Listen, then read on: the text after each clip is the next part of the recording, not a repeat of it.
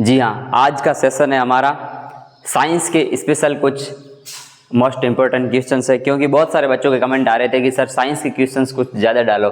तो उसके बेसिस पे साइंस के क्वेश्चंस और बच्चों के कमेंट्स और आधार डिमांड के आधार पर हमने आज एक साइंस का स्पेशल वीडियो ला रहे हैं। साइंस के कुछ क्वेश्चन। साइंस का पहला क्वेश्चन है, आसमान नीला क्यों दिखाई देता है? आसमान में प्रकीर्णन, आसमान में ब्लू कलर, नीले कलर का प्रकीर्णन सबसे अधिक होता है, इसलिए वो हमें आसमान पूरा नीले रंग का दिखाई देता है। क्योंकि प्रकाश का प्रकीर्णन यानी प्रकाश का नीले रंग का बिखराव बहुत ज़्यादा होता है, इसीलिए वो हमें आसमान नीले रंग का दिखाई देता है। क्वेश्चन नंबर 2 है कि खतरे के सिग्नल लाल रंग के क्यों होते हैं? जी हाँ, आपने बहुत जगह पे देखे होंगे, सड़क के किनारे वगैरह, चौराहों पे, कि जो खतरे के सिग्नल होते हैं वो हर जगह पर लाल रंग के ही बने होते हैं। लाल रंग का मतलब होता है खतरा, तो खतरे के सिग्नल लाल रंग के ही क्यों बनाए गए? जी हाँ दोस्तों, लाल रंग का तरंगदैर्ध्य सबसे अधिक होता है, इसलिए उसका प्रकीर्णन सबसे कम होता है।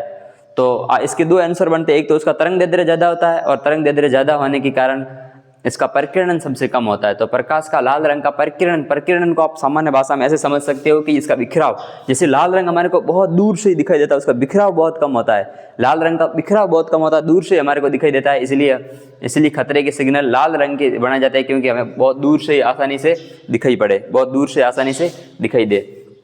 तो इसलिए हमारे खतरे के सिग्नल लाल रंग के ही बनाए जाते हैं। Question number 3, full form of DNA. जी हाँ दोस्तों, हमारा आनुवंशिक पदार्थ है डीएनए, सभी मानव का आनुवंशिक पदार्थ है डीएनए ही एक पीढ़ी से दूसरी पीढ़ी तक सारे गुण ले जाता है।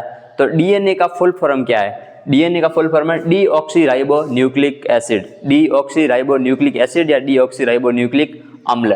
तो क्वेश्चन नंबर 4 है, मानव शरीर में कुल हड्डियों की संख्या कितनी है? जी हाँ दोस्तों, आप जानते होंगे कि मानव शरीर में कुल हड्डियों की संख्या कितनी है। तो मानव शरीर में कुल हड्डियों की संख्या 206। ये हर किसी को पता होता है, लेकिन आपको आंसर कमेंट बॉक्स में बताना है कि मानव शरीर की सबसे लंबी हड्डी और सबसे छोटी हड्डी कौन सी होती है। उसका आंसर आपको कमेंट बॉक्स में देना है। ये क्वेश्चंस आ सकते हैं, मोस्ट इंपॉर्टेंट क्वेश्चंस है। बाकी मानव शरीर में कुल हड्डियों की संख्या 206 होती है। नेक्स्ट क्वेश्चन है कि खून यानी ब्लड का रंग लाल क्यों होता है? जी हाँ दोस्तों, ये तो आप सभी को पता ही होगा कि हमारा ब्लड यानी खून का रंग लाल होता है। तो वो खून का रंग लाल ही क्यों होता है? हमारे खून का लाल रंग हीमोग्लोबिन, एक प्रोटीन है या हीमोग्लोबिन नामक के वर्णक उसके अंदर पाया जाता है, जो कि आरबीसी के अंदर होता है, इसीलिए उसकी वजह से हमारे शरीर में खून का रंग लाल होता है। तो क्वेश्चन नंबर नेक्स्ट है, दही में कौन सा जीवाणु पाया जाता है?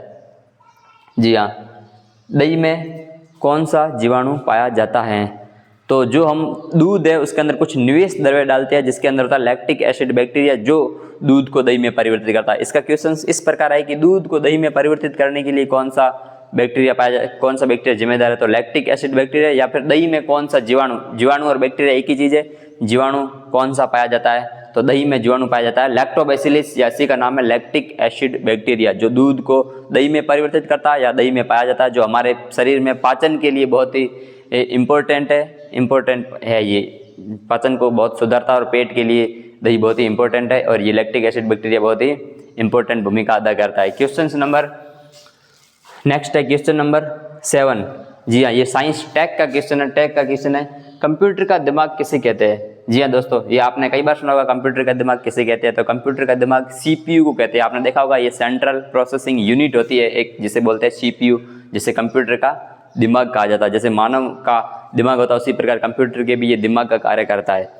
और नेक्स्ट क्वेश्चन है क्वेश्चन नंबर 8, पेड़ पौधों में श्वसन में कौन सी गैस रहती है? पेड़ पौधे श्वसन के समय कौन सी गैस लेते हैं? जी हाँ दोस्तों, आपको पता होगा कि हम मानव श्वसन के समय ऑक्सीजन गैस लेते हैं।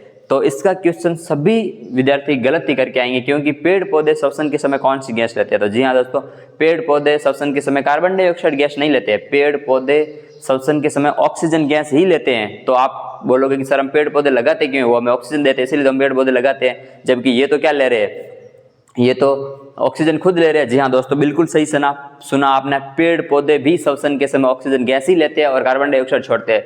तो फिर हमें ऑक्सीजन कब देते हैं? पेड़ पौधे जब अपना भोजन बनाते हैं उस समय होती है फोटोसिंथेसिस, यानी प्रकाश संश्लेषण की क्रिया। उस समय पौधे कार्बन डाइऑक्साइड तो लेते हैं और ऑक्सीजन देते हैं। उस समय ऑक्सीजन, प्रकाश संश्लेषण के समय पौधे ऑक्सीजन छोड़ते हैं, जो कि सिर्फ दिन में ही प्रोसेस होती है। तो आप इसको इंपॉर्टेंट याद रखना, आप भूल न जाओ। पौधे श्वसन के समय कौन सी गैस लेते हैं? तो पौधे श्वसन के समय ऑक्सीजन गैस ही लेते हैं, मानव भी ऑक्सीजन गैस ही लेते हैं। सबसे हल्की गैस कौन सी है? तो सबसे हल्की गैस है हाइड्रोजन।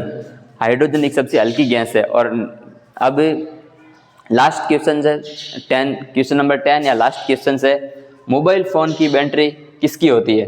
जी हाँ दोस्तों, मोबाइल फ़ोन की बैटरी किसकी बनी होती है? जी हाँ दोस्तों, इस प्रकार के अगर आप इस प्रकार के और साइंस से संबंधित क्वेश्चंस अगर आपको अच्छे लगे तो आप चैनल को लाइक कीजिए और सब्सक्राइब कीजिए और अपने दोस्तों के साथ भी शेयर कीजिए। और इसी प्रकार ये अगर आपको पसंद आया तो आप कमेंट बॉक्स में और हमें बताइए कि इस प्रकार के और वीडियो बनाने हैं या नहीं चाहते हो आप वीडियो इससे संबंधित और किस टॉपिक से संबंधित चाहते हो। सभी कमेंट बॉक्स में कमेंट कीजिए कि आगे आप किस टॉपिक पर वीडियो चाहते हो। अगर ये अच्छा लगा है तो लाइक ज़रूर कीजिए और चैनल को सब्सक्राइब कीजिए और अपने दोस्तों के साथ शेयर ज़रूर कीजिए।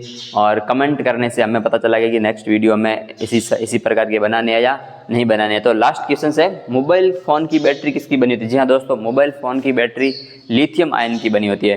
तो आपने इतने तक लास्ट तक हमारे को पूरे क्वेश्चंस देखे तो ज़रूर आप कुछ आपके अंदर जिज्ञासा है कुछ अच्छा करने की। हम आशा और उम्मीद करते हैं कि आप एक दिन ज़िंदगी में ज़रूर सफल होंगे।